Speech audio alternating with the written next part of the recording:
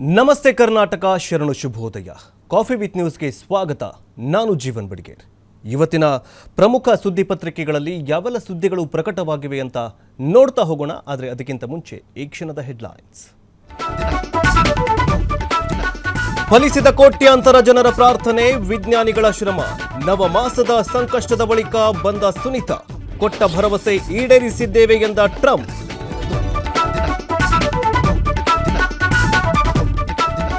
ಲೋಕಸಭೆಯಲ್ಲೂ Muslim ಗುತ್ತಿಗೆ ಮೀಸಲಿಗೆ ಆಕ್ರೋಶ. ಕರ್ನಾಟಕದ ಮಸೂದೆ ವಾಪಸ್ಗೆ ಬಿಜೆಪಿ ಆಗ್ರಹ. ಸಂಸತ್ ಕೋರ್ಟ್ನಲ್ಲಿ ಹೋರಾಟ ಮಾಡುವುದಾಗಿ ಘೋಷಣೆ.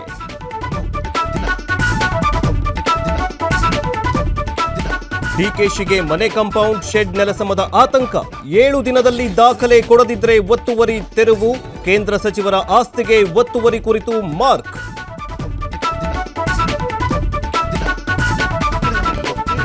ಆದಾಯ ಗಳಿಸಲು ಸರಕು ಸಾಗಣೆಗೆ ಮುಂದಾದ ಮೆಟ್ರೋ. ದೆಹಲಿ ಮಾದರಿಯಲ್ಲಿ ಜಾರಿಗೆ ಬಿಎಂಆರ್ಸಿಎಲ್ ಸಿದ್ಧತೆ. ಇ ಕಾಮರ್ಸ್ ಕಂಪನಿಗಳ ಜೊತೆ ಸಭೆ ಬಳಿಕ ಅಂತಿಮ ನಿರ್ಧಾರ. ಪತಿ ಕೊಂದು 15 ಪೀಸ್ ಮಾಡಿ ಡ್ರಮ್ಗೆ ತುಂಬಿದ ಪತ್ನಿ. ಉತ್ತರ ಪ್ರದೇಶದ ಮೇರಟ್ನಲ್ಲಿ ಹೇಯ ಕೃತ್ಯ. ಹೆಂಡತಿ ಬರ್ತ್ಡೇಗೆ ಸರ್ಪ್ರೈಸ್ ಆಗಿ ಬಂದವನ ಹತ್ಯೆ.